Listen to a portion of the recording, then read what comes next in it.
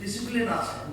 একটা হলো আমাদের ক্লিনিক্যাল নিউট্রিশন, হসপিটালগুলো যেটার উপরে দরকার তাদের খুব বেশি, এবং আর একটা হচ্ছে কমিউনিটি নিউট্রিশন, যেখানে আমাদের বেশিরভাগ সমস্ত জনগণ রয়েছে এবং তাদের বয়স অনুযায়ী নিউট্রিশন এবং বয়স অনুযায়ী তাদের কেয়ারিং প্র্যাকটিস, বয়স অনুযায়ী ফুড সিকিউরিটি, তো ওই জিনিসগুলো দেখা এবং করার জন্য কমিউনিটিতে প্রচুর এক্সপার্টিস লাগবে। এবং আমাদের দেশে যে স্টার্টিং আছে বলা হচ্ছে অ্যাভারেজ 25% স্টার্টিং অ্যাকাউন্ট, 21%, কিন্তু আমি কিছুদিন ধরে একটা কাজ করছি যে হার্ড টু রিচ পপুলেশন যারা আছে কুইন্টাইল 5, কুইন্টাইল 4, তাদের ভিতরে এখন 60% স্টার্টিং। এইভাবে দেশের যে অবহেলিত ওদের জন্য আমাদের দুজন সাংবাদিক আছে, একটু খেয়াল রাখেন। সাস্টেইনেবল হয়তো তাদের নিউট্রিশন সিকিউরিটি দেওয়া যায়, সেটার জন্য আমি আর চেষ্টা করছি। জানি না কি হবে। তবে আমাদের যে ল্যাবরেটরি সাইড মেটাবলিক নিউট্রিশন, সেই জিনিসটা সবচেয়ে কম ডেভেলপ আমাদের দেশে, কিন্তু আমাদের তুলনায় পাশের কান্ট্রি ইন্ডিয়া প্রচুর এগিয়ে গেছে এই জায়গায়।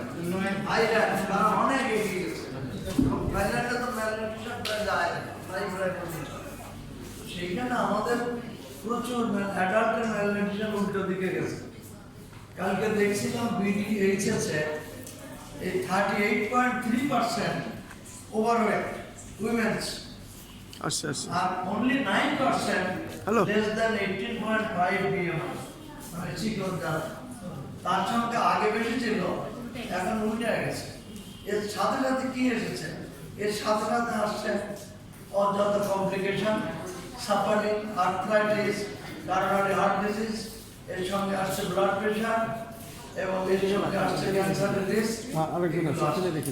তো আমাদের এই যে জনস্বাস্থ্যের যে চেঞ্জটা ডাক্তাররা হয়তো তাদের হ্যান্ডেল করছে, কিন্তু পুষ্টিবিদদের কাজ হলো ফিরিয়ে দেওয়া, এটাকে রিভার্স করা।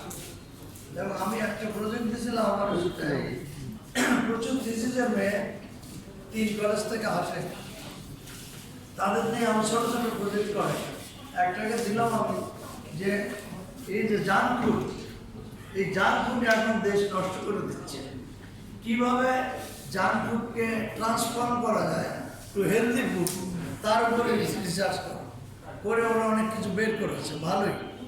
তারপরে এটার গতি প্রকৃতি কি, কিভাবে ইনফ্লুয়েন্স হচ্ছে, এখন এইগুলো তো আমাদের নিউ এরিয়া, কারণ আমাদের যে চ্যালেঞ্জগুলো এখন ছিল না, আর্থসামাজিক উন্নয়ন হয়েছে, তার সাথে সাথে ব্রেস্ট ফিডিং কমে গেছে, লেখাপড়া মায়েরা অনেক করছে, চাকরি অনেক করছে, ব্রেস্ট ফিডিং কমে গেছে। এখন হাম হলো, হামের সময় আমাদের হামের টিকা দেয়নি গভর্নমেন্ট বলতেছে,